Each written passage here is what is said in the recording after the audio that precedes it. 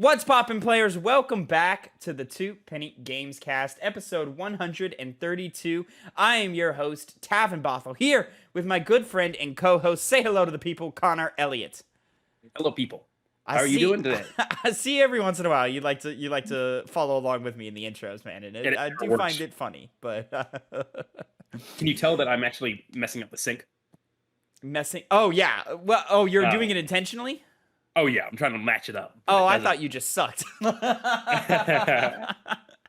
I do. Anyways, ladies and gentlemen, this is your weekly video game news podcast in which me and Connor, we sit down and we give you the new news. What is the rigmarole? We give you the new news you need to know concerning the video game industry. We each come to you with two topics, 2 pennies, if you will, and we give you our 2 cents on them. You can find this show every Monday, 8 a.m. Central Time, youtube.com/2pennygames, and twitch.tv/2pennygames. You can watch us live, record it the day before, Sunday, usually around 3 o'clock-ish or so, whenever Connor's done taking his massive dumps. Mm-hmm.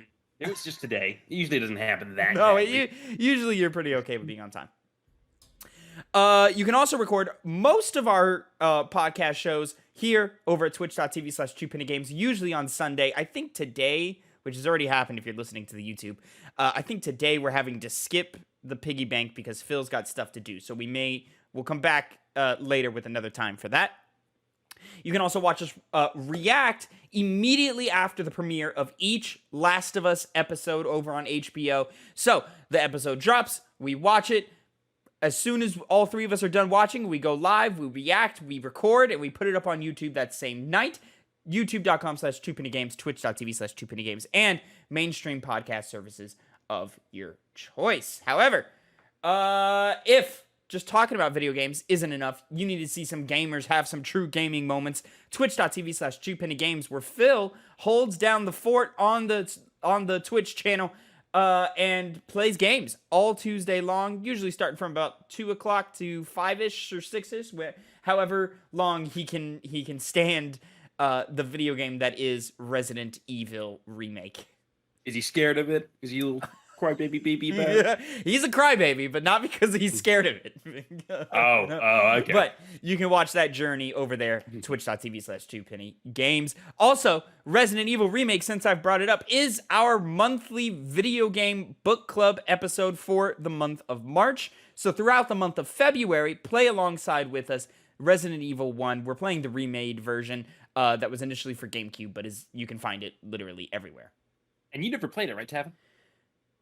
No, not fully. I've only done the opening hours. I'm already well past where I've been so far. But you can get all those impressions and stuff. It's like the one big hole of like the mainline Resident Evil games that I was missing. Because I've played every game either in its original state or its remake version, except for this one. So this one is a new one for me, and I can't wait to talk about it. I've got some thoughts on it for sure. We'll see if it's positive. We'll see. Have you started your playthrough yet, sir? I had not. I'm pretty confident that I can get through it fairly quickly because I actually never beat it, but I played most of it. And I didn't stop because I got scared or anything like that. I just lost interest in the game, Didn't get scared of the creepy things that were chasing me at that point in the game. Not at all. Yeah, I want to say I'm probably about 6-ish hours in, 6 or 7. Okay. So, fairly, isn't it? Huh? I was going to ask if it was short because I played it a while ago. Like it was when I was still in high looking up school. online. Most people are saying it takes anywhere from 7 to like 10 hours to beat your first time through. I don't know if that's holding true, but I feel like I'm going at a pretty solid pace. There was a little bit where I was like lost and just not sure where to go, but I quickly figured that out eventually. So according to online resources, about 11 hours. Yeah, that makes sense. Yeah. So, good Resident Evil length. I mean, I'll say just for progress check, I've gotten out of the mansion for the first time, which I believe, assuming this one follows like sort of the Resident Evil 2 pace, I'm through a majority of the game. It's just now it's I already know because I looked up like the segments of the game, so I know I'm gonna go back to the mansion at some point, and there's still doors I haven't unlocked, so I'm like, okay, well, obviously I'm gonna come back with a key or something and explore that area out. But yeah, so Resident Evil. First episode of March will be for the game club of that. Our episode for February came out early because we finished it early. And the timing worked out that way to where it made more sense for us to record that earlier. So our February episode is already up on the channel, youtube.com/2pennygames. It's our review of Hades. So go check that out this week. And at the end of this episode, we will be recording and reviewing our review of Fire Emblem Engage. So stick around for that. We're very excited to talk about that. And I think that's about it. Connor, I think it's time for us to drop some sense on them. Hold on. I will be back in 2 seconds. Oh, look what he's doing. He's holding up the progress. Look at him.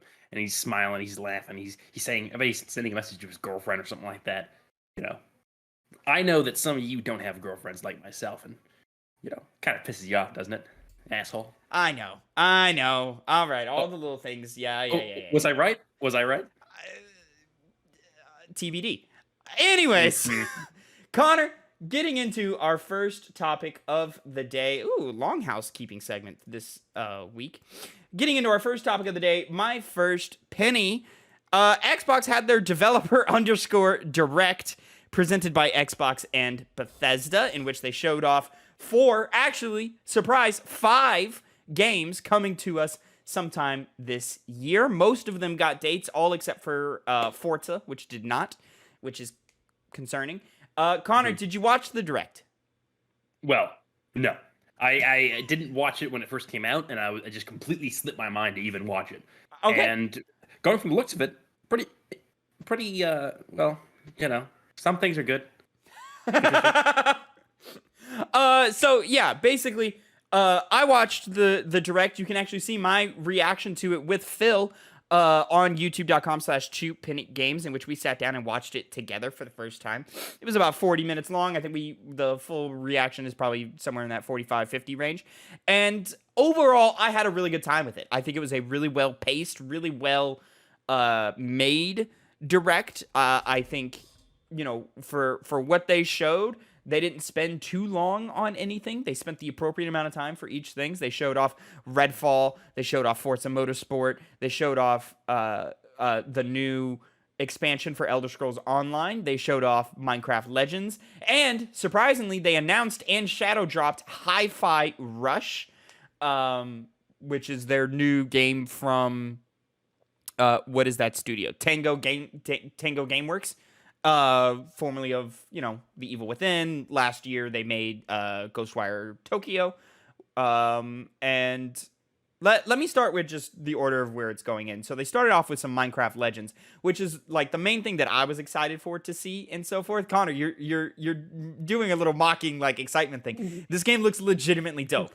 I thought when they showed it off for the first time it looked dope, and then this premiere where they focused heavily on the PvP mode, it definitely sold it to me. This is a first day play for me on Xbox Game Pass. Phil was just alongside with me when we did our fantasy critic draft. He was making fun of me for putting this game on my draft, but as soon as he saw this, he was like, "Oh no, this looks a lot of fun. I want in." So like, I'm telling you guys, like this game is gonna be a hit. And I'm very, very excited to see more and to get my hands on that game, which I believe is coming in April.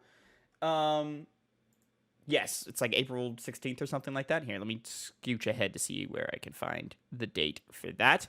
But yeah, Connor, you don't have a choice. You're joining me in the Minecraft Legends adventure. April 18th, 2023 is the date. Here's the issue. So first of all, once again, I haven't watched this developer update. So as far as, you know, in-depth analysis, or, you know, what's the better word? Perspective or reasonable assumptions of how this game is going to play, because I hadn't really seen much from it. I'm 25 years old, about to turn 26, and I'm not a dumb little child. So playing Minecraft, a game made for dumb little children and Star Trek nerds who make like the Enterprise over again in their Minecraft world, it's something that's above me, you know, or below me. And I won't play it out of spite for that. Do you believe the own shit you sell, or? Excuse me? I'm not selling anything, Dad. You're peddling I'm some not a bullshit salesman. right here. I'm not selling anything. I'm not peddling anything. I'm not selling anything. I'm just saying I'm not a dumb little kid who plays dumb little kid games or dumb little kid games that are made to market to adults while still being a dumb little kid game. Because I'm 20, not a kid, not a dumb little kid. So I'm not going to play it. Yeah, you just like playing broken games from 6 years ago that aren't, a good time. It's what grown-ups play because they actually take skill and cheesing the systems to make it work. And as we all know, kids cannot do this. They are incapable of it because they're stupid, because they're dumb little kids. Why are you going so hard on the children? The kids are having a good time, man. I'm just saying. If I could go back, I would. I'm telling you that right now. Listen, I'm not upset with the dumb little kids. I'm upset with the grown-ups who are acting like dumb little kids by liking things that are made for dumb little kids. You know, this game's got systems to it. Like, wow, systems. You know what else has systems? Jak and Daxter. How'd you like that game, Tavin? I hated it. Jak and Daxter was awful. And what was that made for? Huh? I suppose it was made for children, but so was like Ratchet and Clank and Sly Cooper and Minecraft. We don't include the good things. Connor, Minecraft is like top 10 most influential games of all time. I don't know where this hate is coming from. That's because dumb little kids played it, and then they grew up and they became dumb little grown adults. That's not true. So now they're saying that's not true. It was a hit from the jump. Anyways, I don't know what you're talking about. We're moving on, Connor. You're out here hating because you're speaking from a place of ignorance. Then they showed off some Forza Motorsport. Looked great. Bunch of cars, doing a bunch of racing things for the racing fan. Doesn't do anything for me. Yeah, can we move on from this one? Because this is another one where it's like, okay, I've seen Forza. I know what it's about. It's the same thing, except it looks better. You just really doubling down on the hate this week, huh? This is where you're coming from? Like I said, I don't have a critical reason to say whether this game looks good or not because I didn't see the direct. So all we're left with is hate. When there's no education, there is just hate. And I wasn't going to spend long on this because I didn't have much to say. Also, no definitive date for this game, coming sometime in 2023. We are assuming somewhere in the first 6 months based off of their showcase from last year where they said everything was coming out within that year. And hey, time is ticking, Xbox. Like, you're running out of time. So it doesn't look like Forza Motorsport will meet that date per se, but they're still saying it'll come this year, and I believe them. Next, Connor, you got to keep that same energy for this one, man. Even if it's definitely a game that's up your alley. No, because I've seen this one. I haven't seen the direct. Oh, you looked at this one. Oh, okay. So you're not speaking from a place of ignorance, so you can not talk about. Now Hi-Fi Rush from Tango Gameworks shadow dropped on the day of the direct. I even downloaded and played it a little bit that night.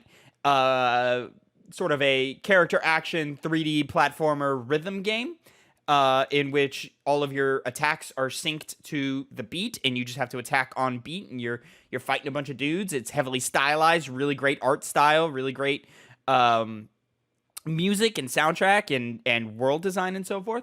I'm about, I don't know, hour and a half, maybe 2 hours in. I'm just past the first boss fight and I'm sold. I'm going to play the rest of this game for sure. It's just a matter of getting around to it. I'm having a great time. Connor, have you had the time to sit down and check out Hi-Fi Rush? I hadn't, but I'm in the same boat as you. I'm basically already sold on this game. I have $34 left of a gift card that I got way back in Christmas under a month ago. Game Pass, dude. What are you doing? I don't know. You gotta play Minecraft with us. You gotta play what's that game? Starfield. You know, you're gonna play those games. Where you at, Connor? Get that Game Pass, baby. Well, whether I get that or not, I'm this game because, as you said before, it reminds me of as I've seen other people mention, reminds me of a Saturday morning cartoon made into a video game. Kind of a throwback to those days where Jak and Daxter and Ratchet and Clank and Sly Cooper were coming out. It just kind of brings a level of joy when you see how this game looks. And that's just without even playing it. And at a $30 price range, that's really good. I mean, nowadays with games being $70, an unreasonable price hike to many, including myself, it's good to see a developer just release a high-quality looking game that's getting all these favorable reviews just for $30, because it's,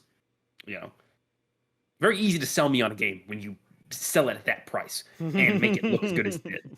Because it looks fun and quirky as well as just being a good, a game with good gameplay. Though I have to say one thing, since I hadn't really paid attention to it too much, is the music that good? Because I heard some people kind of saying, it's whatever music. It's more the timing of the attacks and to the beat, which is the fun part of the songs in the game, rather than the actual sound of them themselves. I mean, I was enjoying the music that was playing in the first level. I'll say it's pretty tutorial heavy up front. And it's one of those games where the song builds as like your combos are going up, and as you're like, they've got the classic like character action like Devil May Cry like level ranking thing where like as you're performing in the fights, it grades you based off of like a C, B, A, S rank type stuff. Devil May Cry style. Huh? Devil May Cry style. Yeah. And a lot of that is based off of like, how fast are you doing it? How often are you, hitting your attacks on beat? Are you keeping rhythm? Are you, being stylish while doing it and so forth? But, as you progress in those ranks, during the fight, levels like the vocals will start coming in or more guitar will start coming in and so forth. I liked the song that was playing in the first level, and I liked the song that was playing in the boss fight. So, I'm into it. I'll say, here's the thing with it that I think sets it apart from other action rhythm games like this, is it doesn't punish you if you do fall off beat. Like, I tried out Metal Hellsinger last year, and if you're not on beat in that game, you're not doing shit. Like, you're just getting your ass kicked. Here, you can still, like, not have perfect rhythm and still do well in the game. It's just, if you're on beat, it gives you a bonus. You're doing better if you're on beat and so forth. So I think it's very accessible in that way, and I'm very excited to jump back into it and continue playing it. Mm-hmm. Seemed to have an impact on people when they saw it. It's considering how it just shot up in terms of reviews. Oh, People yeah. are loving it right now. Yeah, I was saying it's in like top 10 sales of the week on Steam or something, and it's not been a light week on Steam. Dead Space dropped as well. There was a bunch of Forspoken just came out, and I think this one is a banger, and I think it's a great start to the year. And a great start for Xbox's year, because they, and we'll talk about it in a second. I'll bring it up here at the end. They had a very light 2022. They didn't really have anything come out exclusive to the Xbox platform last year, and I think it hurt them a lot last year. So for them to start their year off with just this smaller title from a developer who you wouldn't expect this type of game from, and for them to just knock it out of the park like they seem to have, I'm very impressed, and I'm very excited to load up Game Pass multiple times this year and play a bunch of Xbox games, which is something that I haven't really felt in a while. It's been a while since I've been excited for Xbox, and I think they've been spending the last couple of years setting up dominoes of all these acquisitions, all of these games, Game Pass as a service, and so forth. And I think finally we're gonna start seeing those dominoes tip over, and I think we're in for a pretty good year from Xbox this year. And they have some other things in store for us that they showed at this Direct. They did indeed. Elder Scrolls Online. They showed off some a new expansion that's coming later this year. They also put all of ESO on Game Pass. And for right now, I believe if you go and just buy the game regularly, I believe all of the expansions are free for a little while. Let me see if I can find the dates here. Play all previous chapters and over 20 DLCs for free. When does that happen? Let me find is there a splash page for this? Okay, I can't seem to find it. Here we go. And then their Elder Scrolls Online Necrom, which is their expansion, will have a global reveal coming later this. Maybe they already showed it off. I can't tell. Anyways, hey Connor, did you know Elder Scrolls Online is kind of cool? Yeah, it is pretty cool. I mean, I played it a pretty good amount back when it came out. Sometime after it came out, and I had fun with it. It ultimately, as far as MMOs go, I kind of realized they're not for me. And I picked up a Final Fantasy 14 as well, and I had fun with that one, same as I did on ESO. Though it's just not a game for me. Though I do recognize that it is just, at least from my perspective, well made and fun. And it's nice to see that it actually had it kind of, if I remember correctly, it had a rocky start when it first released way back when. It doesn't seem to be having issues now because everyone it has a dedicated fan base who just love that game. I remember when they were announcing some DLC some time ago during one of those bad Bethesda conferences. I think it One was of those during Fallout E3. 76 ones. Yeah, I think it was that same one. But I remember Yeah. like the strongest reaction from the crowd the entire show was when the Elder Scrolls had some kind of new expansion. People were going crazy. Wasn't that because they had a bunch of ESO people in the like devs and stuff in the crowd? Or am I wrong? I could be wrong. I mean, I don't know. you could be right though. But I don't know. that's releasing June 5th, 2023 on PC, June 20th, 2023 on Xbox. And I'll tell you what, man, this presentation here was doing its damnedest to sell me on ESO, and I was real close to hitting that download button. I was really close, because it's all on Game Pass. So I was like, you know what? I just might. But I was like, it's going to take up so much time. I've already got so many other games I'm playing right now. Let me just stick to Hi-Fi Rush and Dead Space for right now, and then if I find myself with some time, I'll think about it. But great showing from Elder Scrolls Online. Something that I don't think was as good of a showing was from Arcane Austin's Redfall, which kind of gave us another showing of all the types of showings they've given us so far. And, I've never been 100% sold on Redfall. I've always wanted to give them a chance because I love Arcane so much. I love Dishonored. I loved Deathloop. I liked... I didn't play all of Prey, but I played the opening hours of it, and I liked what I saw of that. And just very little is selling me here on Redfall. I don't know what the hook is. Because I don't think there's a narrative hook here for me.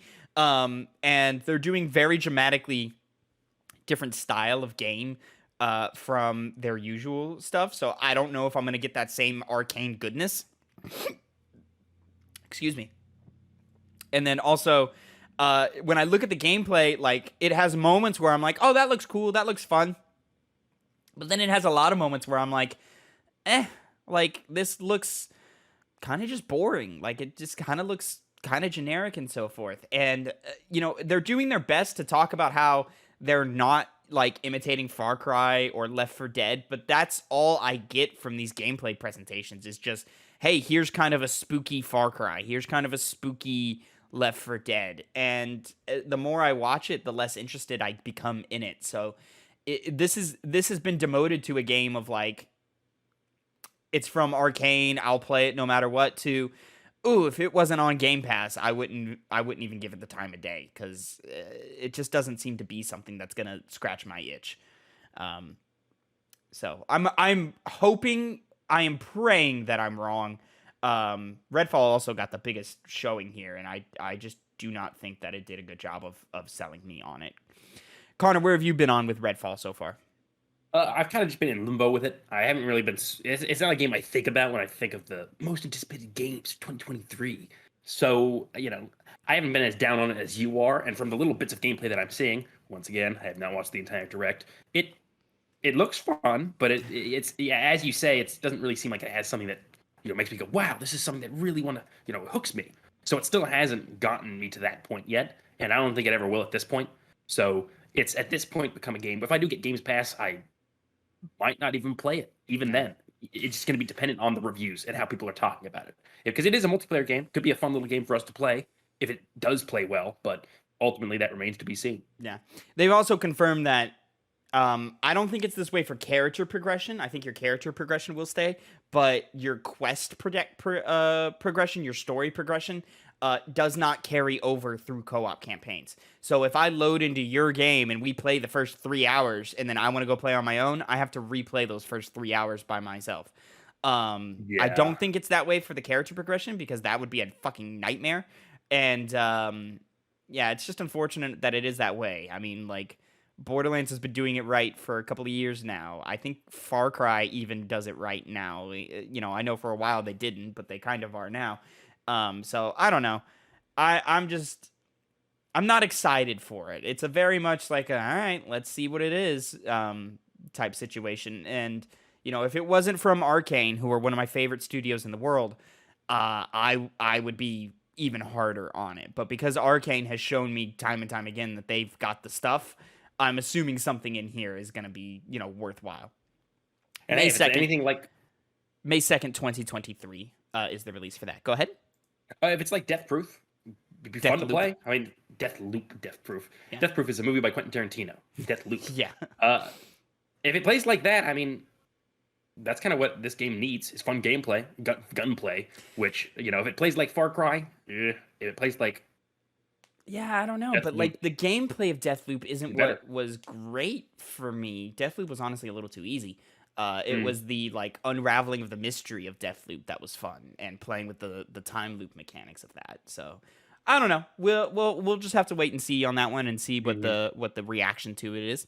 I also want to throw in real quick this interview Phil Spencer did. I'm trying to see if it's with IGN. Yes, with IGN they did this week. This is from Kat Bailey. Phil Spencer spoke on Xbox and where they were in 2023 and where they were with 2022 and where they plan on being with 2023. And then there's a nice little quote here. I think that sums it up from him. Quote, this is from Phil Spencer.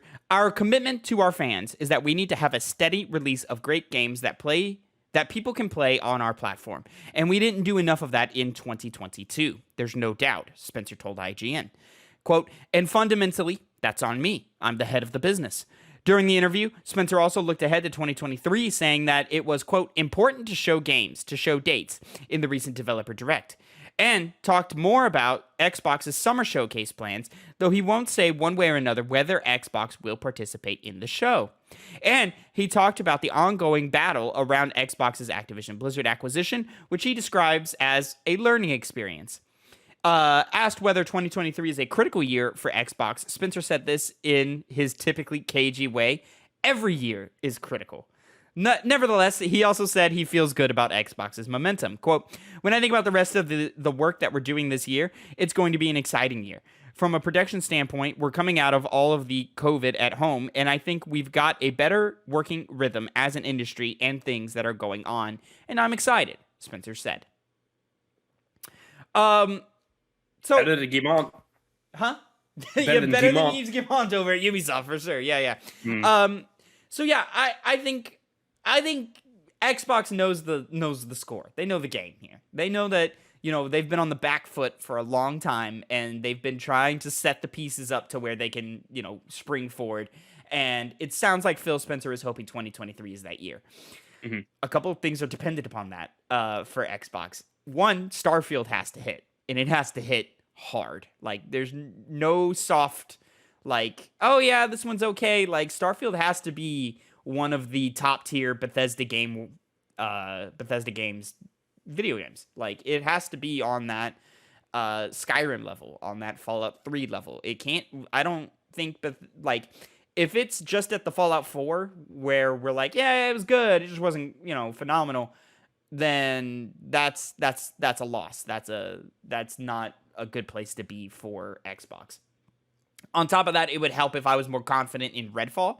It would help if we saw updates from some of the smaller Bethesda studios, such as Machine Gun Games and id Software. I'd like to know what id was doing, even though, you know, obviously they just released a few years ago with Doom Eternal. And then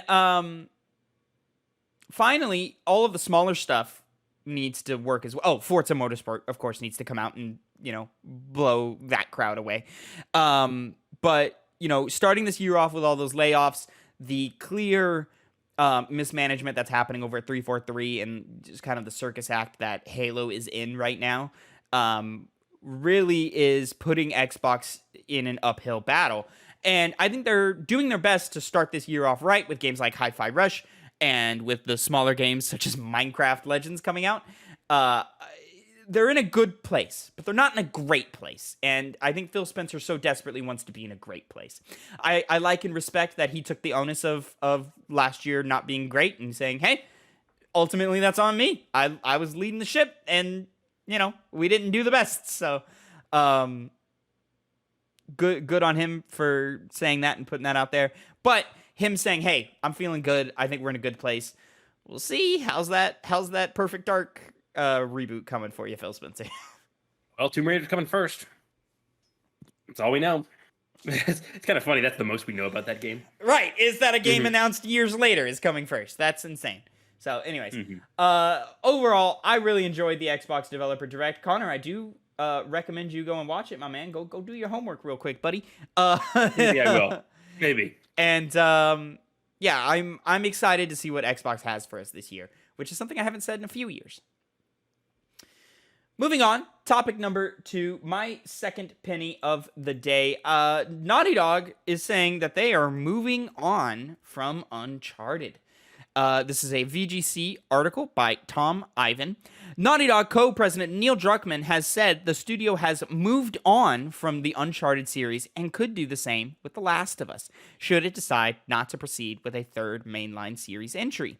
The Last of Us series has sold over 37 million copies since its debut in 2013 and is currently in the spotlight thanks to the successful launch of an HBO TV adaptation this month. Naughty Dog is also developing a standalone Last of Us multiplayer game, which will include its own story and a new cast of characters. Despite the franchise's commercial and critical success, Druckmann has claimed that Naughty Dog's parent company, Sony, wouldn't pressure the company into continuing the story of Ellie and Abby that was told in 2020's The Last of Us Part 2. Excuse me. He told BuzzFeed that if the studio can come up with a compelling story for Part 3 and is passionate about the project, it will make it. If not, it might decide to move on from the series like it has chosen to do with its other blockbuster franchise, Uncharted. Quote, I know there's a bunch of people wondering about The Last of Us Part 3 and whether that will be a thing or not, he said. Quote, all I could say is at Naughty Dog, we're very, very privileged that our publisher is Sony, which means Sony funds our games, supports us, and we're owned by Sony. They have supported us every step of the way to follow our passions, meaning that just because something is successful, people think there's all this pressure and we have to make a sequel. That's not the case. For us, Uncharted was insanely successful. Uncharted 4 was one of our best-selling games. And we're able to put our final brushstroke on that story and say that we're done. We're moving on. Likewise with The Last of Us. It's up to us whether we want to continue it or not, he said. Quote, our process is the same thing we did when we did Part 2, which is if we can come up with a compelling story that has this universal message and statement about love, just like we did with the first and second game, then we will tell that story. If we can't come up with something and we have a very strong ending with Part 2, and that will be the end. Druckmann said in April 2021 that a story outline has been written for a potential third game in the series, but that it wasn't currently being developed. In a recent interview with The Hollywood Reporter, Druckmann, who also co-produced and co-wrote the HBO show, hinted that a potential second season of the TV series would cover The Last of Us Part 2, and that Naughty Dog might have plans for the third entry in the series. Quote, I think there's more story to tell, he said. Connor. Yeah. Uncharted is being moved away from by Naughty Dog, and maybe even potentially The Last of Us. What are your thoughts? Well, I know how you feel, and I'm kind of in the same way. I think it's, I would want them to move on to something different. Last of Us seems like there is potential for Last of Us, first of all, but just because there's potential for another sequel doesn't mean there needs to be one. And if we get it, I'm not going to be upset about it. Even though I wasn't the biggest fan of Part 2, I'll play it, maybe even enjoy it. Who knows? But overall, it doesn't need it. Uncharted, on the other hand, I'm really happy it's not getting another game. I once again, potential for a sequel, but less so with Last of Us, should it be done, because even though there is a character to take up the mantle of Nathan Drake, if you played the end of Uncharted 4, you know who I'm talking about. Uncharted is so, to me, intrinsically about Nathan Drake and his story, to just keep on doing it over and over and over again, particularly a studio like Naughty Dog, which I know has potential to make other games, since they've made 2 extremely interesting franchises. They can go up from there, do crazier things, do better things, do more interesting things, whatever.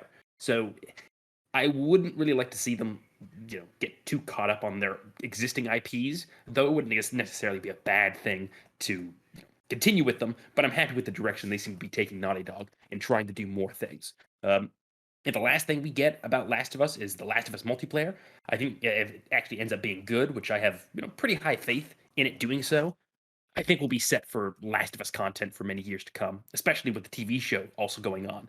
Kind of the best point to not focus on the games and move on to something better. So, good direction from Neil Druckmann. And the other guy who, the other co-president, can't remember his name off the top of my head. I don't know him either. I think Evan Peters comes to mind, but that's an actor, isn't it? I'm pretty much alongside with you, pretty much point for point there.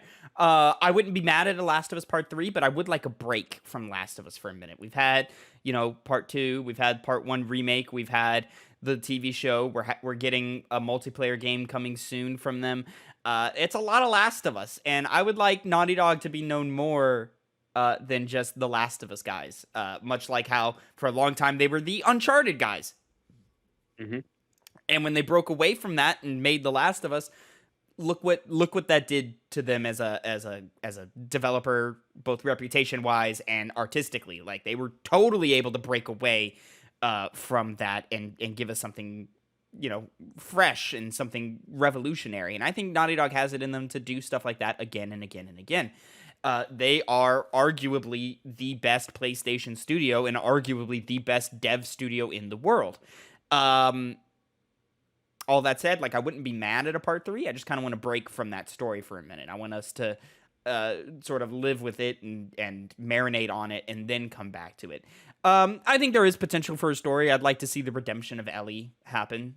And to see the more positive sides of love enter the conversation, which I think the first game was very much about the positive side of love, and the second game was very much about the negative sides of it.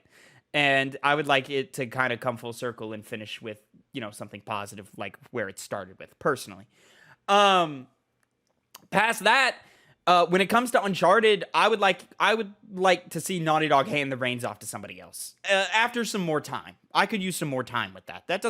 We could skip PlayStation 5 as a whole, and just, PlayStation 6, another studio take over that franchise.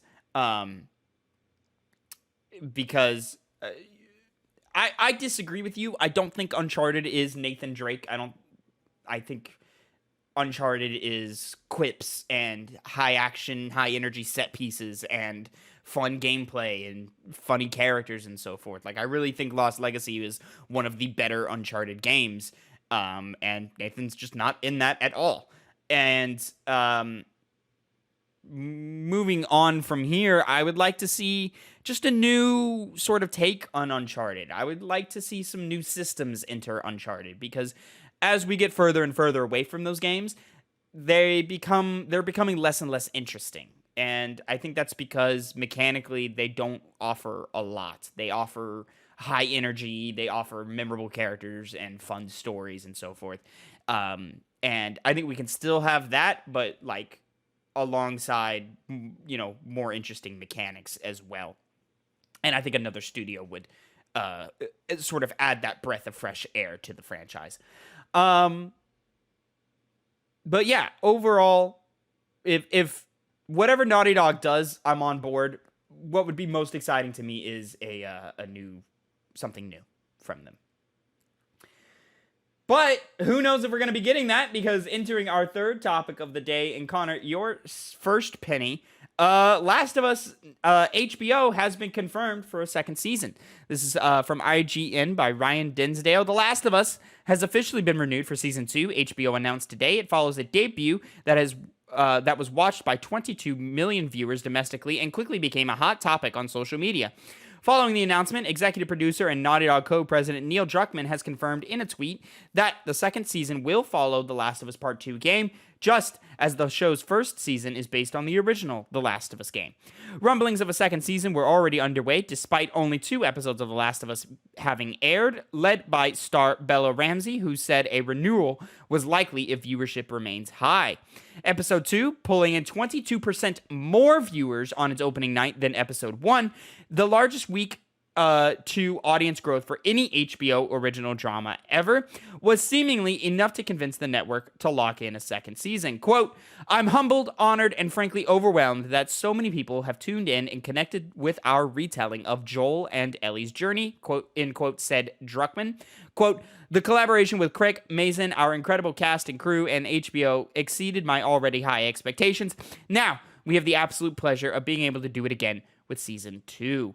On behalf of everyone at Naughty Dog and PlayStation, thank you."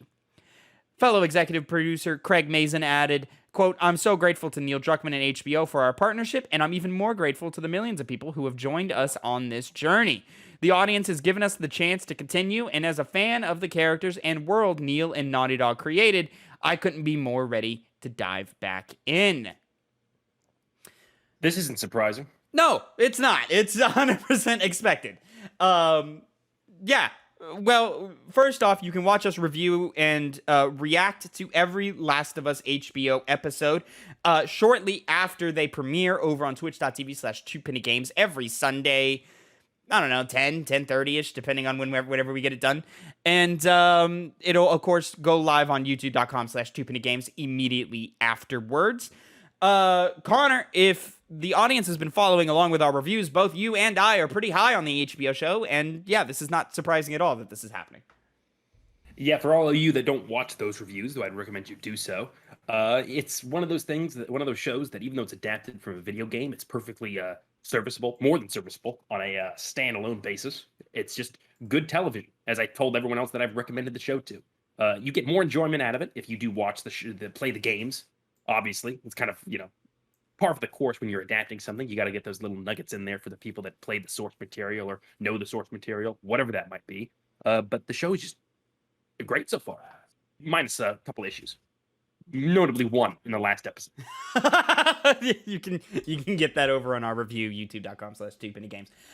Yeah, but I've been enjoying it greatly. I can't wait to see what season 2 has in store for us. I think all of the small changes that they've been making to the story or to the world of The Last of Us in its adaptation for television have been really, really smart, and I'm excited to see what they do for season 2, especially where if we're following the story of part 2, structurally, that narrative has to play out very differently because we can't have one season of this character we love and then another season of this character we don't love. Like, that's not going to work in the medium of television like it works for the video game. So we'll have to wait and see on how all of that works. I do want to throw in real quick, shortly before we started recording, we got word that Miss Annie Wershing, who played Tess in the Last of Us video game, passed away from cancer at the age of 45 today, which is January 29th, 2023. Big rest in peace to you, Annie. Thank you so much for your talents and your performance of Tess. Still, I just remember the first time playing The Last of Us, how impactful that character of Tess was to me. She's my favorite character in the game outside of the two mains, or the two leads.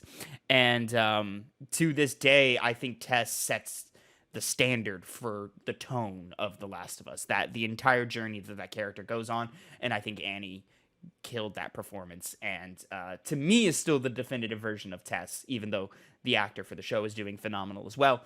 But, rest in peace. You will be sorely, sorely missed. Cancer's a bastard. Always proven to be so. What is? Cancer. Cancer, yes. Cancer, yeah. Fucking is a evil. So rest in peace, Annie. Thank you for all your hard work.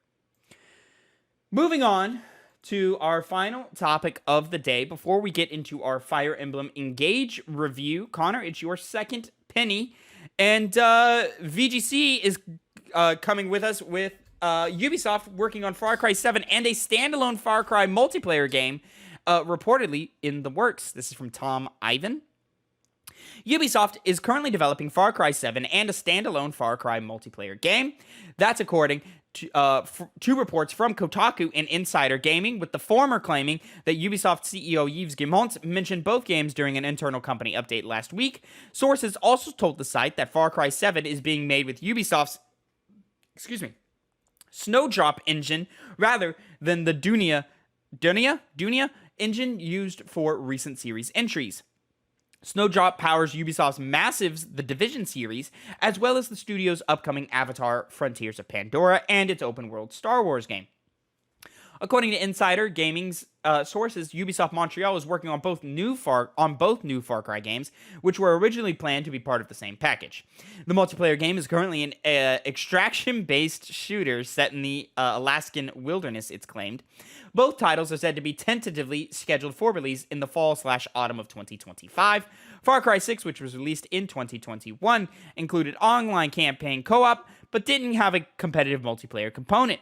Former Far Cry boss Dan Hay left Ubisoft in 2021 after a decade at its Montreal studio, where he was credited for overseeing the series during its most prosperous period. He's now heading up Blizzard's new survival game.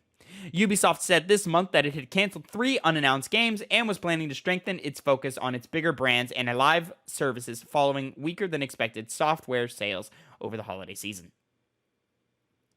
I find it very funny that the biggest thing about this article is the Far Cry 6 video review saying nothing Far Cry 6 does is revolutionary. That kind of sums up my my anticipation for this, which is non-existent, because Far Cry, the recent game they made didn't do anything special, even though it looked interesting. It didn't really catch my attention when the gameplay was being shown, and I'm happy I didn't play it because obviously people didn't really care much about it. No one said it was bad. No, the Far Cry games are not reportedly bad. it came out good.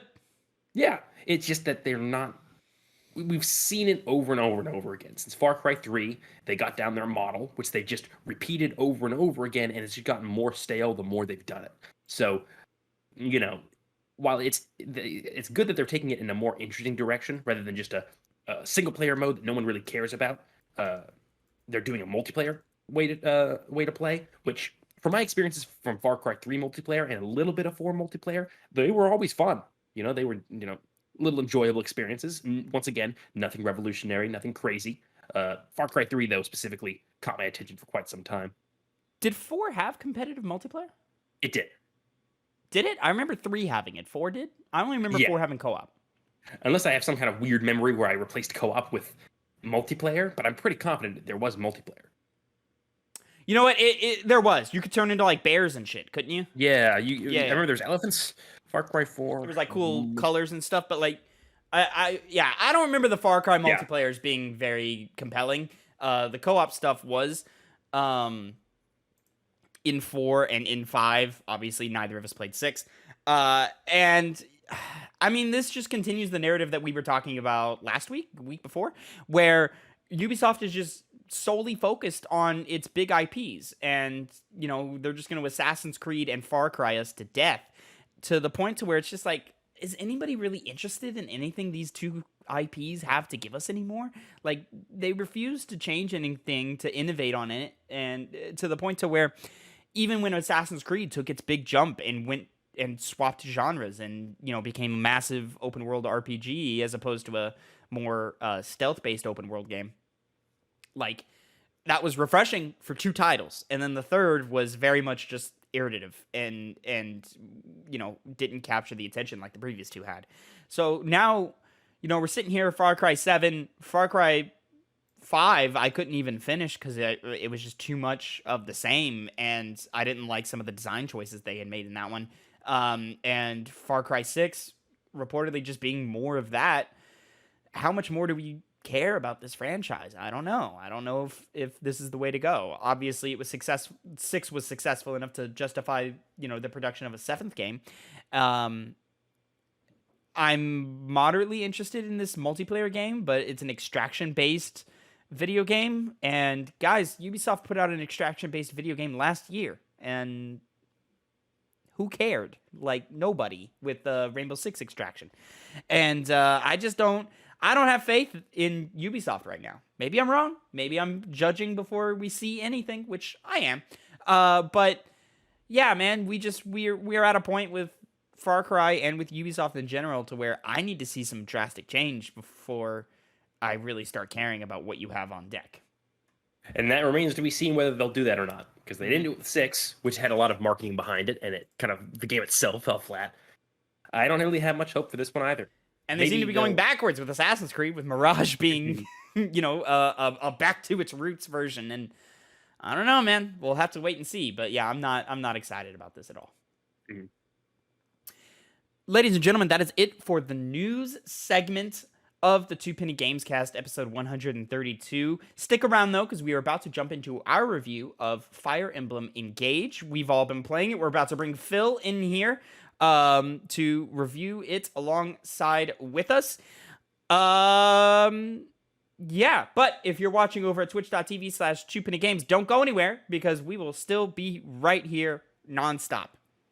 What's poppin', players? Welcome back to a Two Penny Games review. This time, Fire Emblem Engage. I am your host, Tavin Bothel, here with my good gaming buddies. Say hello to the people, Connor, Elliott. Hello, how are you doing? Doing well. Doing well. And then, also, alongside us, joining for a full review, Phil Shoemaker. It's me. It's him. He's right here. Gentlemen, we've all been playing Fire Emblem Engage. Connor, I'm going to jump to you first, my man. How many hours have you been playing of Fire Emblem Engage?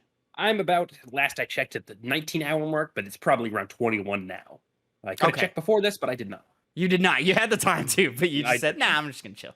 There we go. So you're somewhere in the 20, 22, somewhere around there range. Awesome. Phil, how deep into Fire Emblem Engage are you? I am 24 hours and 7 minutes in. 24 hours, 7 minutes. Phil took the time to actually look at his date. He did. And then Better than me. I, after a full week of playing Fire Emblem Engage, I am at hour 4.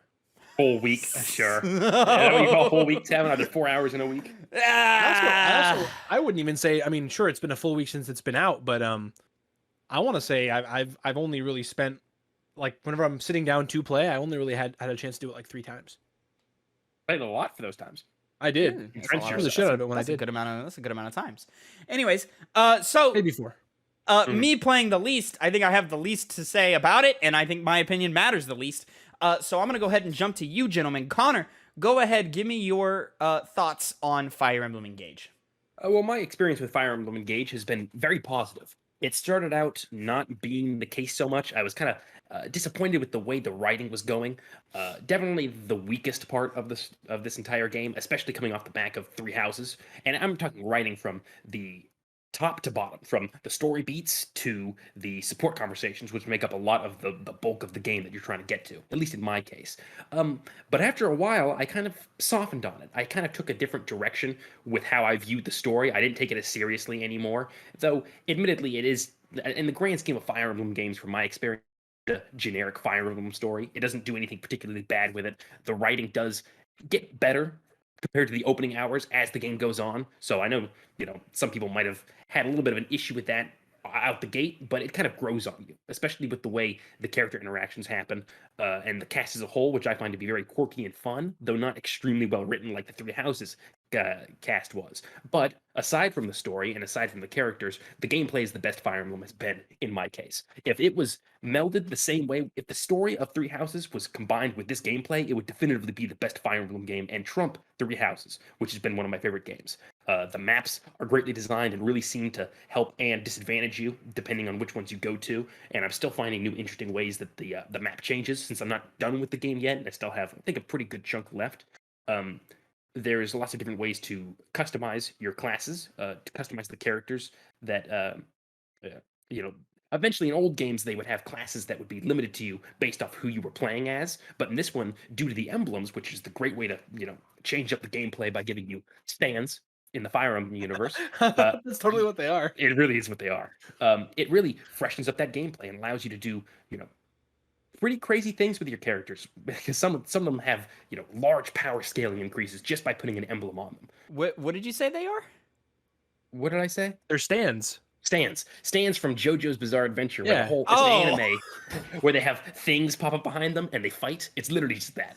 I thought you were talking like Twitter stands or something. No. What are we talking about right stands, now? As in like I stand here. Yeah. Okay. Yeah. Anyways, good range of weapons that fulfill a variety of functions. You're familiar with it if you played other Fire Emblem games. Ranged, spells, arrows, close combat weapons that also have options sometimes for ranged attacks as well. And as opposed to what other Fire Emblem games did, where they had a durability system with their weapons, they've removed it for this one, which really improved it, because frankly, that's a mechanic that, and now that we've seen the opposite of that, it isn't really necessary. it kind of just holds it back and creates an unnecessary amount of management that the game doesn't need since there are so much other things to do.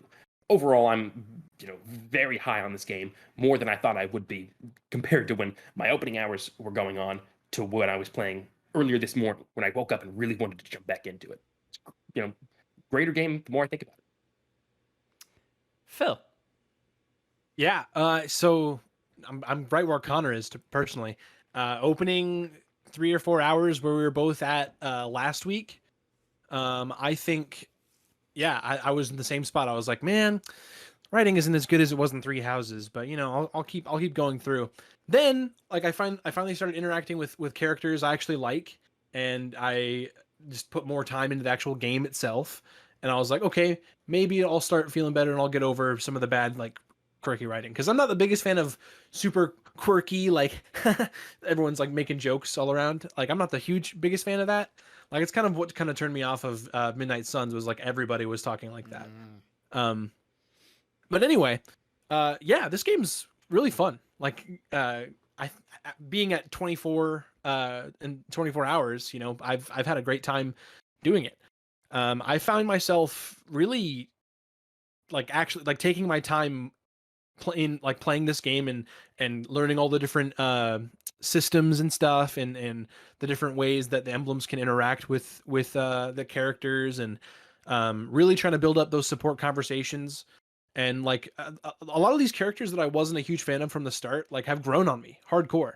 When in that first time they were introduced, Louis, whenever you get Louis and Chloe, Louis was kind of just like, oh, this guy's kind of boring and just kind of shield knight, not a big deal. He's like one of my favorite characters now. He's hilarious. He's also like a super good unit. Really fucking broken. Anyway, but no, I've really found myself taking my time doing all these whenever you leave a chapter, that area will sometimes get invaded by raiders or bandits or something. So you can, or just the what are the enemies called? The Corrupted. Yeah, okay.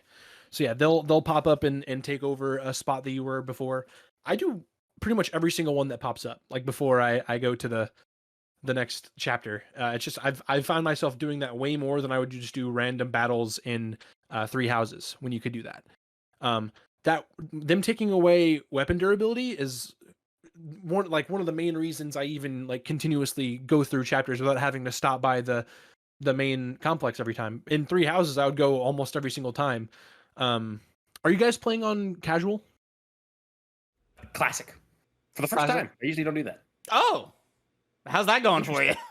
No one's lost yet because it has okay. the time reversal mechanic, which I've been using. Right. Yeah. I They do almost that. had one. There's Almost no there. charges for it this time either. You can do it as many times as you want. Oh, you can really? you can in Interesting. classic. Oh, really? Yeah, it's 10. Interesting. Okay. I think it was something like that in Three Houses too, wasn't it? You could boost the amount of times you could do it by paying in-game currency and stuff. Gotcha. It's 20 or something like that. I'm playing on casual and I'm playing on the normal difficulty. Yeah, I was doing I'm doing the same thing. But I do play it as though everyone would survive. If someone falls in combat, I rewind. Okay, how can I do that better? I kind of play like it's casual. But play like it's sorry, not casual. Classic. Okay. But this game is phenomenal though, or at least as far as the gameplay goes. I think it's the best. I mean, the best between two. I've only ever also played Three Houses, so coming from this gameplay wise from Three Houses to Engage, because I did kind of hop back into what I was doing in Three Houses, maybe a couple hours before I was starting to play Engage, just to kind of get my head back into it. I say a couple hours, I want to say maybe a day before. And yeah, this game plays a lot better. I do prefer the writing for a lot of the character, for a lot of our bandit characters in Three Houses. A lot of the time when you recruit a new person, they're kind of just, yeah, I'm also here. Whereas in Three Houses, it's oh yeah, this is a person that's part of the class that you pick up. Instead of class as in the classroom, not a class like I'm a barbarian or whatever. But yeah, I think I do prefer that for explaining how your team gets put together. But it's just kind of funny to me that I think there's one, especially in right before this battle that's showing, because when I recorded this footage, You go to like the second big place. You recruit the royal, like the prince and the princess usually, or two princes, and then all of a sudden this other guy just shows up. He's like, "Oh yeah, I'm also here," and it's just goofy to me. But as far as like gameplay goes, I do prefer this to Three Houses. That is how other Fire Emblem games function, by the way. Is it really? Yeah, Three Houses was the exception, and those Okay. skirmishes on the map, those are also in other Fire Emblem games. Oh, okay. I figured this like big open map that you kind of traverse would be more akin to old Fire Emblem games, whereas Three Houses it was like your calendar or something. Yeah. So obviously I've played the least amount of the game, and it's because I fell victim to those opening hours that both Phil and Connor have talked about. This was a huge learning lesson for me in how I'm going to approach tactics RPGs from here on out. My experience with the genre is very limited, though every time I play a game, I love the gameplay of these games.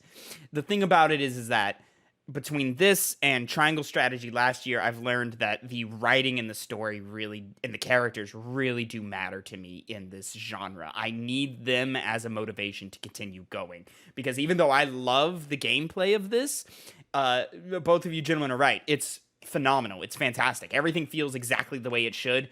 The engage mechanic allows for a great way for you to get out of tough spots in otherwise what would have been a losable situation. You're able to go, oh, okay, let me pull this out, and I can have someone break free of this tight spot that I'm in.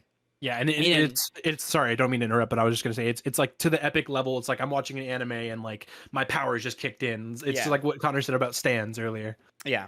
So I do enjoy that a lot. Whenever I'm on the field, I'm having a good time. It's just the moments in between and sometimes the moments during, my ears are bleeding from the absolute atrocious character work that is being done in this game. As soon as you start the game, you're this legendary warrior who has no memory of his legendary acts and is surrounded by people who never witnessed his legendary acts, and they just believe that you are awesome and you are Jesus walking amongst us, and that's just a huge turnoff for me. Like, I don't need dick riders 30 seconds into my life. Like, it's ridiculous to me. And yeah, a lot of the narrative beats that happen in these opening hours, at least, are just unbelievably cringeworthy, and it just I've been borderline like wanting to skip cutscenes like so bad, but I know if I start doing that, I will not pick this game up again after I put it down, because I need that context in the battles of what are we doing, why are we here, what is the objective, what is the goal, because if it's just tactics battle after tactics battle, I'm gonna get bored. Even though I really do love this gameplay, I do find it really, no pun intended, engaging, and I there's so much potential with me with this genre. This one just isn't one of those that is working for me. Three Houses is one of my favorite video games of all time.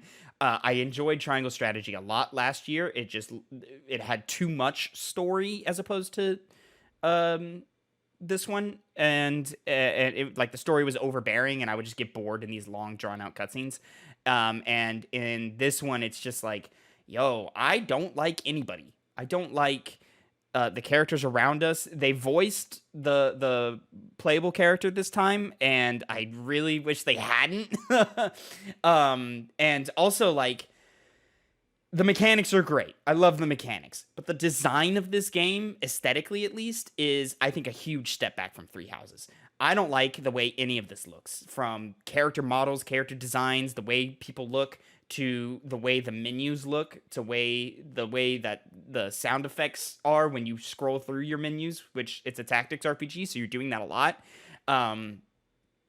The overall design of, like, art design of the world, I find super generic and way too anime for me. I understand this is an anime, like, based series, so I cut it a lot of slack, but this one goes too far.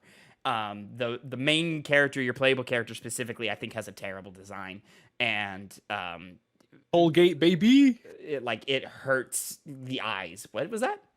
I said it's Colgate, baby. I don't know what that is, but okay. Colgate's a toothpaste. Toothpaste. Oh, Colgate the toothpaste. Okay.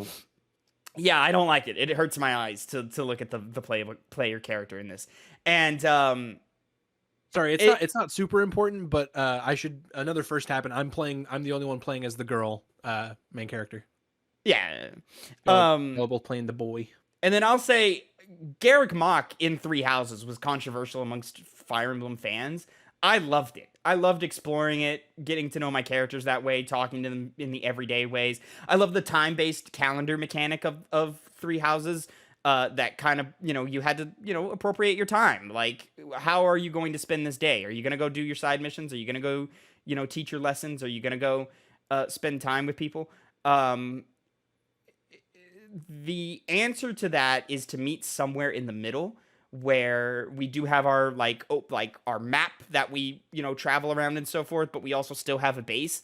I hate the base. I think the way it's laid out and designed is frustrating and boring. Like everything about this game is just either boring or annoying to me outside of base gameplay, and it's turned me off from Engage. And the way you guys are talking about it sounds like it does get better, so maybe I'll try and push through, maybe get past that 10-hour mark. But it was a struggle just getting to hour 4, and that tells me that usually my first impression is not the wrong one for me. I'm usually pretty certain how I feel about a game within the opening hours of it. So yeah, this one didn't work for me. Glad you guys are enjoying it though. Do you have Yunaka yet? No. It's a little bit later. Keep playing. Yeah, to a lot of Yunaka is like criticisms- the best unit in the game for me. She is very But good. a singular unit's not going to fix the problems that I have. So No. she's also one of the best characters. So You see, he as far as the writing, because in the characters, first of all, character design, I agree. I don't really like them all that much. I wish they designed it better. It does get, in this case, too anime for me. I will say I do like less of the characters than I did in Three Houses, but I That's do like a definitely good true. amount of them. Here's what turned me around on the writing. Maybe this will be a nice change of perspective from you, Tavin. And you'll see this more as you go into the game, because it is where the quirky writing really shows its strengths. There was a meme I saw, and it was a picture of just a bunch of Fire Emblem characters.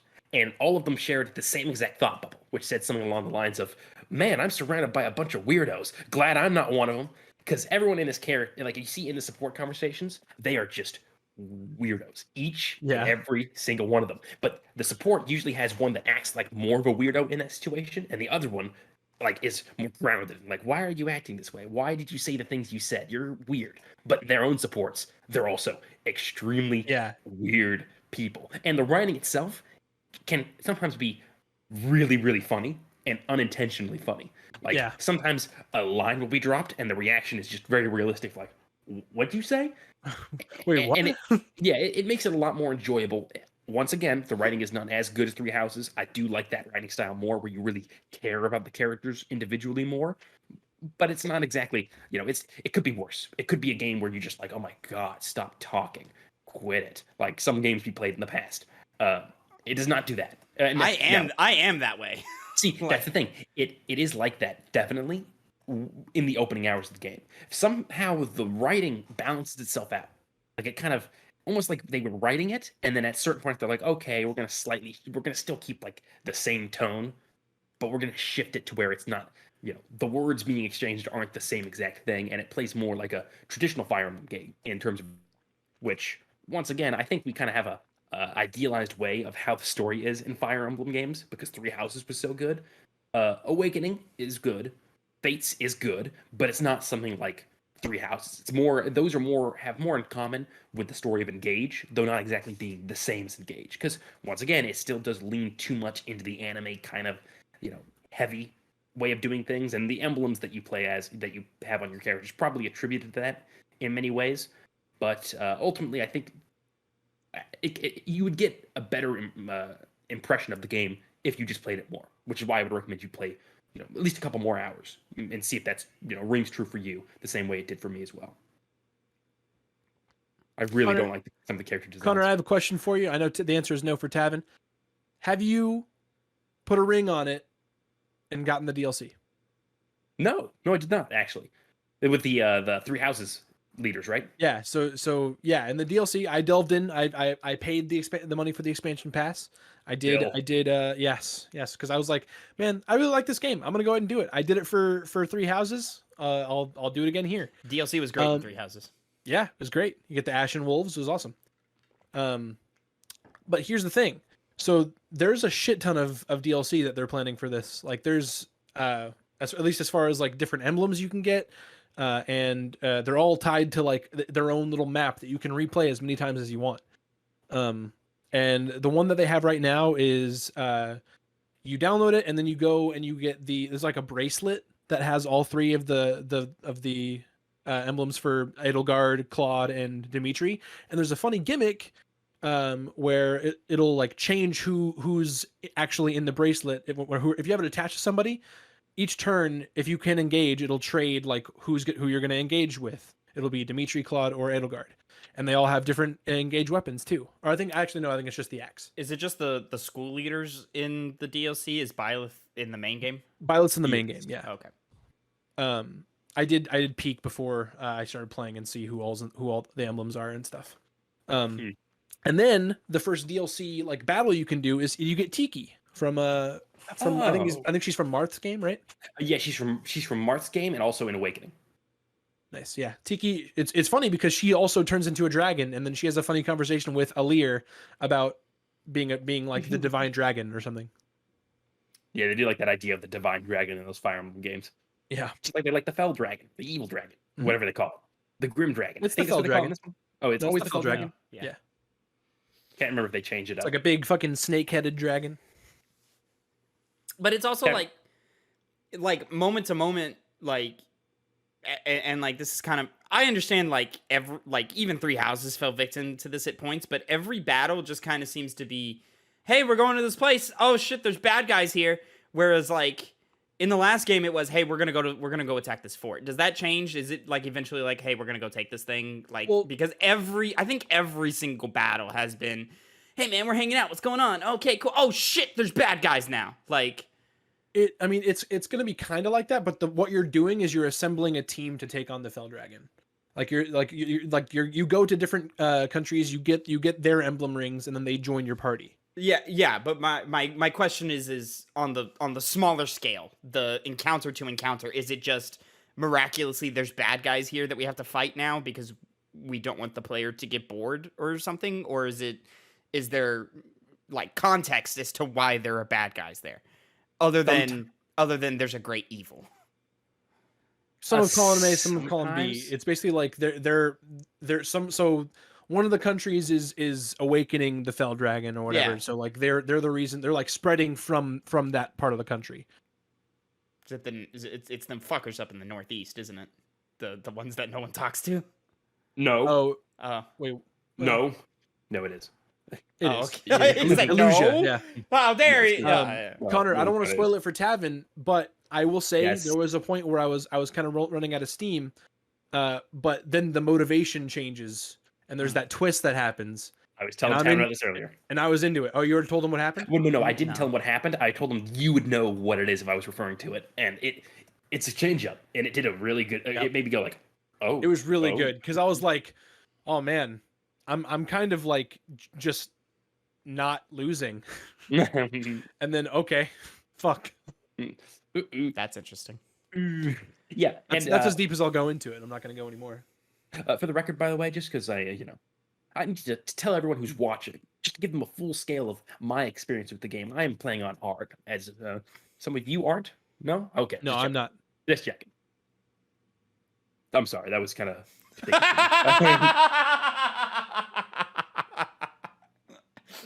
Just the I don't know, it just felt like a shrug, like, all right, cool.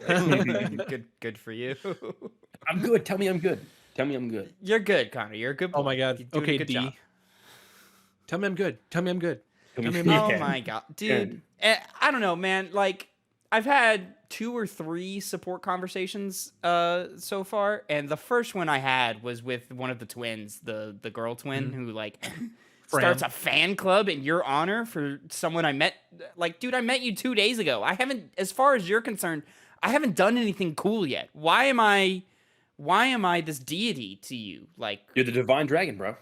I guess I don't turn into a dragon. Like, Well, not yet. it's, probably I happens literally later. just woke up and you're I treating imagine me it like probably I'm walking happens on later. water. Probably. Well, I mean, you're the hero in that opening cutscene, so that's what they're referencing. Great. And you are like, what was that? 5,000 years ago, something like that. Yeah. like okay, Tavin, you're like a Jesus figure. How do people see Jesus now? He's like everyone like Okay, but they're amazed by him. But That's if a the whole dude walked concept. up out of nowhere and said, "Hey, I'm Jesus," what would your reaction to that be? Well, considering this one would be a guy who's still alive, I'd be in this case, I'd be like, well, he had to wake up sometime or later because it's their entire religion. You have to realize that this is hundreds of years of like the religion of the continent. This is what you believe in, and then one of those guys waking up. I think it is believable in that sense. Though with the twins, yeah, kind of annoying. They do lay it on too heavy, which I think is where too much anime comes into play. Though that is not the case with most of the support conversations. Like I say, they get funny. Just the content's just amusing. It's not as good writing. It's not as good character moments like Three Houses would have. And just because you mentioned it earlier, the Somniel, the home map, it's not as good as Garrett Mall. It isn't. It's not bad. I wasn't like so bored of it, but the design of it, the layout of it, isn't all that great. I almost wish it wasn't in the game, like, because Oh, this Somniel? game would be so much better if it was just a traveling group of companions. It And might have then been, like if it was ever like, hey, You we're like going to meat home camp, that'd be base. Like, cool. I wish it was just like us planting like a campsite in the middle Yeah, of that'd be somewhere cool. and I just agree. tents. Like that would be preferable. I'd be into that. Yeah. I do like the direction of them making the main protagonist talk now. I know he's not like like that too. Byleth, where I really wanted Byleth to talk, Yeah. which is disappointing. But I think it's a good direction that they're going in. This is He or she, by the way. yes. One of the things this game has made me feel is excited for what they're going to do later on because if this is an anniversary game, basically, so the writing, the way it is, it kind of makes sense that it's not as good as like Three Houses because they're trying to be more like traditional Fire Emblem. So I am really excited for what they do in the future if they, kind of lean more into melding the story of Three Houses to the gameplay of Engage. Now that they have these two things to really, compare to one another, because ultimately Three Houses, as good as the gameplay was, it's not as interesting as Engage does it. From its lack of weapon durability to the interesting maps that you play on, to the emblem mechanic. And to I'm very be hot on to jump in a little deeper into that because we kind of just skirted right by. Yeah, you mentioned that this is an anniversary game, and yeah, there's a lot of like fan service built into the game itself, and it's with the engage mechanic where the spirits of player characters of previous Fire Emblem games are imbued within these rings, and you just equip some of your teammates or your player character yourself with these rings, and then on the field. You can engage with them, and you basically become super powered. And they like, is it each character just has like a engaged design, or do they like meld the character design with the player or with the engaged that they're engaging with? That's It's what a they little do. bit. It's a little bit of both, because like they have like a color change that happens too, kind of Okay. depending on who you pick up. But One of- like the design of the clothes and like the way that they are in engage mode is the Oh. same no matter who you're engaging with. I think it depends on what class you engage with. Gotcha. Okay. Yeah, I actually haven't really tested out with a lot of other characters using emblems. I kind of stick them on the same characters. Yeah, Do I need to so- change that?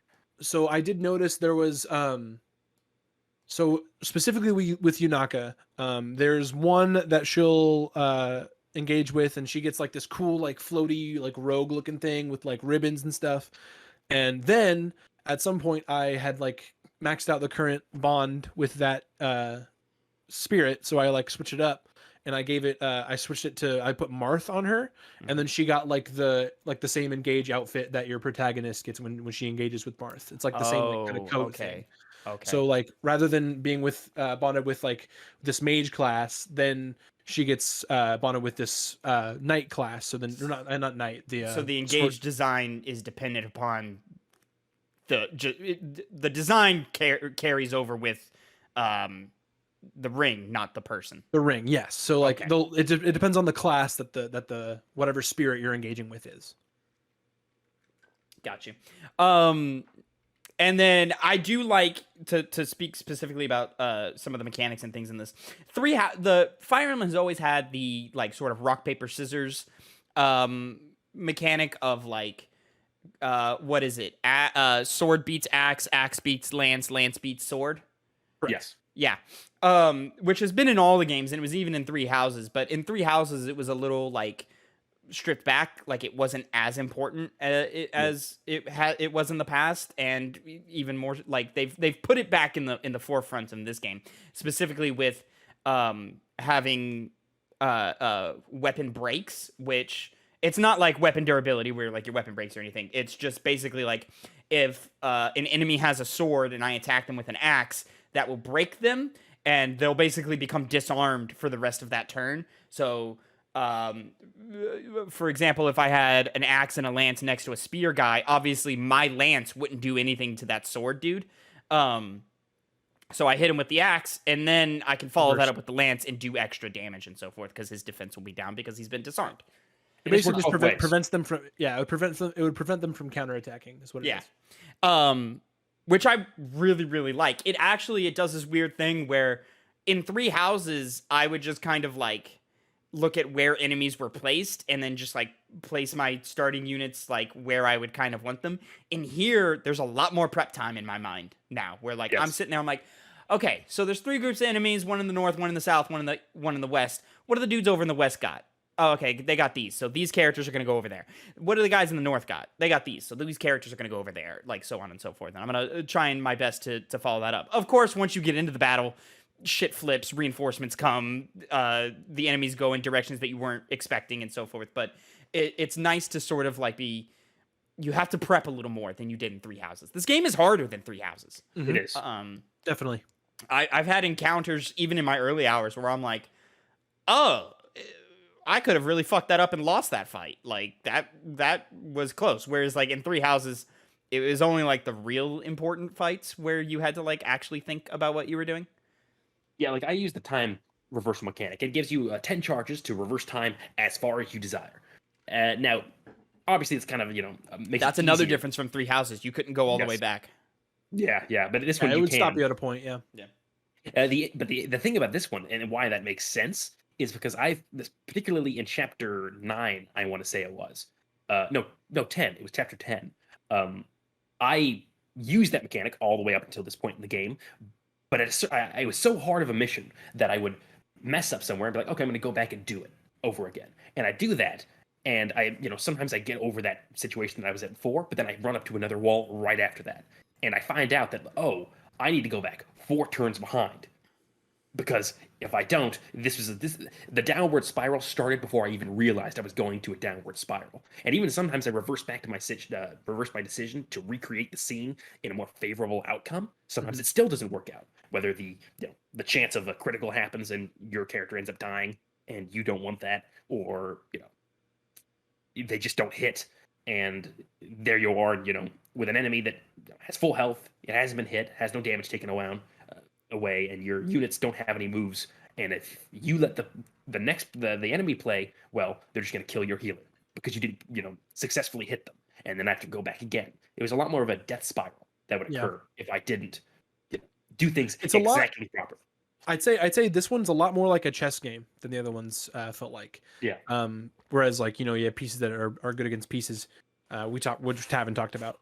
But it's a lot like, I don't know if y'all are that like into chess, but like there's a point where you can kind of go back as like, okay, this is exactly where I fucked up. Exactly what Connor was saying earlier, where like, okay, if I don't go all the way back to here, then this doesn't happen. Then this is it's I don't know. It's super interesting because like you have to kind of play triage in chess as well. Like sometimes whenever you're like, okay, let me stop this move that is coming from now. It's like, oh, you can kind of do the same thing here in this game, which I think Fire Emblem kind of with all the tiles and stuff, it's always kind of felt like chess, but this one even more so.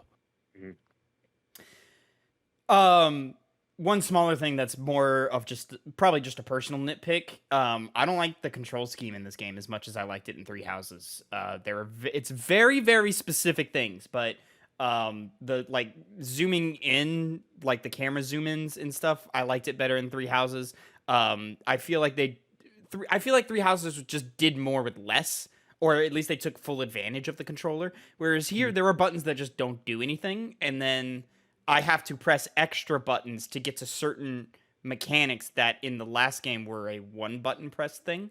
The rewind mechanic specifically was a one button press thing to do, whereas here I have to dig into a menu to find it. They don't even properly tutorialize how to use it. You just kind of have to dig into your menus to figure out where it is. And then once you know, but like it's just the fact that they didn't do what they had in the last game, and then I think literally that button is unused in battle. Like you just don't use it. We say dig into menus. It's the first option when you open the menu. Do you have to scroll down to it, or no? If you're in battle, it's the first button on the menu. Oh, okay. But it's still like that was a button. Now it's minimum 2. No, I get you. It's definitely more steps, which I'm not a huge fan of. But. And then I also don't like that there's not a fast forward button for just hold A. No, I tried that. It didn't do anything. It speeds them up. Yeah, it works. It does? Yep. Yeah. Oh, okay. Well, that's why I was confused when you put that in Discord. I was like, it's definitely there. Well, because I did it and tried it. Like I remember like being like it was like A in the last game, and this one it may not go as fast, but it definitely speeds up. Interesting. Okay. And you can press start to just skip it if you want to do that. Yeah, you can also do that. Well, I'd still want to see it. I just want it to be twice as fast. I understand. Yeah. Like, like I know I can just turn them off. Like I know I can just turn them off. True. Like, but I don't want to turn them off. I do want to see the things fight. It's just I want it faster. And it's funny because this is kind of coming off of the back of replaying Final Fantasy VII, the original, where they in modern ports of that game they've released cheats where you can click a button and turn on like infinite health or turn off random encounters and stuff. I don't use those. What I do use is the button that puts a × 3 multiplier on everything. In terms of speed.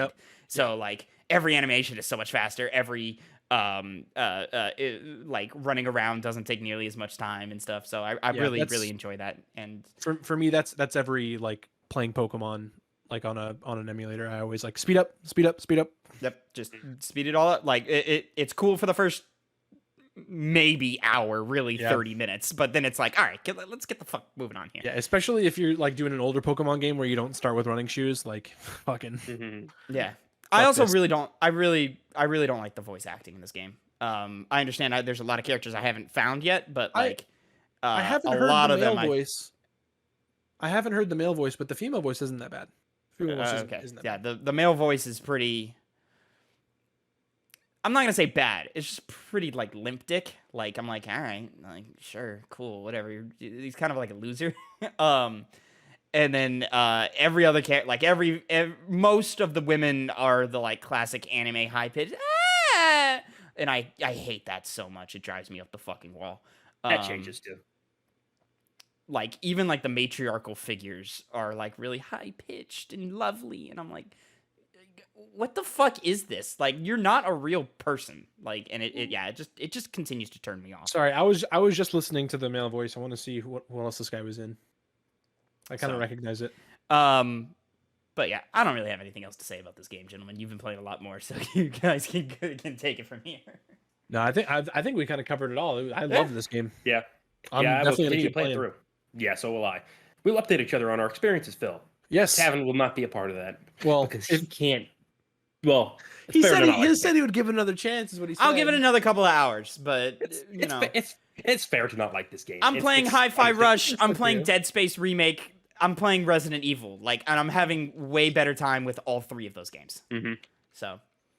Oh, I'm not having a very good time with Resident Evil 1. Well, don't spoil it. We've got time, Phil. We've got time to play the game. Oh my god. Also, stop being a baby.